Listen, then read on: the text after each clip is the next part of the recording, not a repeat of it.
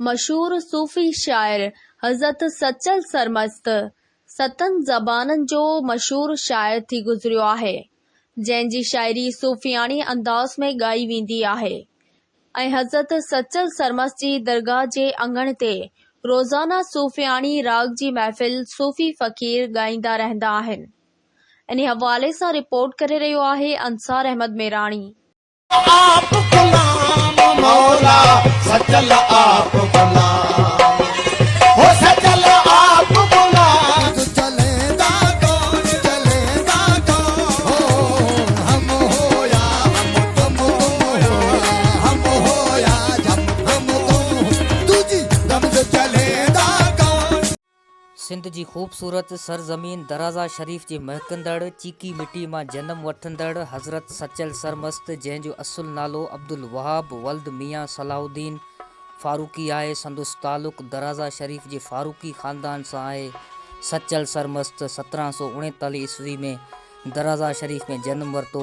हज़रत सचल सरमस्त नंढे हूंदे सच ॻाल्हाईंदो हो, उन करे संदुस ख़ानदान जा माण्हू सचल जे नाले सां सॾींदा हुआ।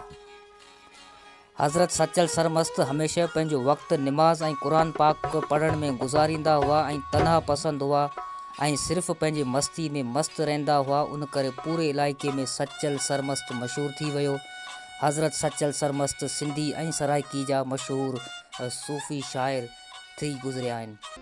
हिकु ॾहाणे मुर्शद साहब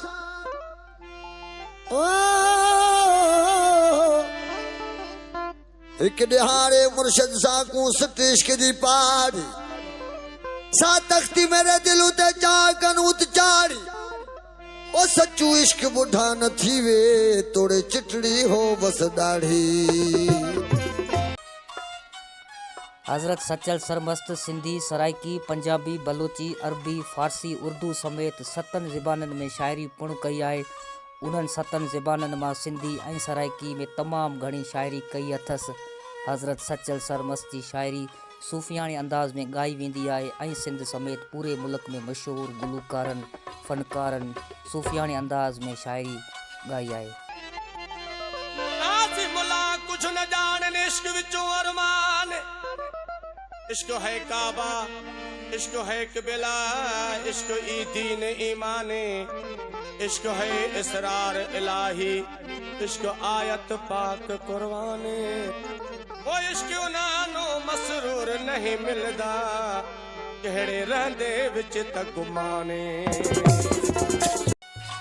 हज़रत सचल सरमस्त 14 रमज़ान शरीफ़ 1826 में हिन फ़ानी जान मां मोकलाणी कई ऐं हिन वक़्त ताईं संदुस आरामगाह दराज़ा शरीफ़ में वाक़ आहे ऐं संदुस दरगाह ते सवन जी तइदाद में संदुस अक़ीदतमंद ईंदा आहिनि ऐं हर साल 14 रमज़ान शरीफ़ ते संदुस दरगाह ते सिंध हुकूमत पारां मेलो मुनक़द कयो वेंदो आहे ऐं उन जो इफ़्तिताह सिंध जो वॾो वज़ीर पिणु कंदो आहे ऐं मज़ार ते गुलनि जी चादर पिणु चाढ़ी वेंदी आहे। जॾहिं त हिन मेले में 3 रोज़ा सूफ़ियानी राग रंग जो प्रोग्राम कयो वेंदो आहे, जिते सिंध समेत पूरे मुल्क जा मशहूर गुलकार सिंगर फ़नकार सूफ़ियानी राग ॻाईंदा आहिनि। जॾहिं त मेले में मल कोॾी कोॾी रांदि उठनि घोड़नि जी मुक़ाबलो समेत मुख़्तलिफ़ प्रोग्राम ॿारनि लाइ बाज़ारूं लॻायूं वेंदियूं आहिनि ऐं हज़रत सचल सरमस्त जी दरगाह जे अंगण ते रोज़ाना सूफ़ियानी राग जी महफ़िल सूफ़ी फ़क़ीर ॻाईंदा रहंदा आहिनि।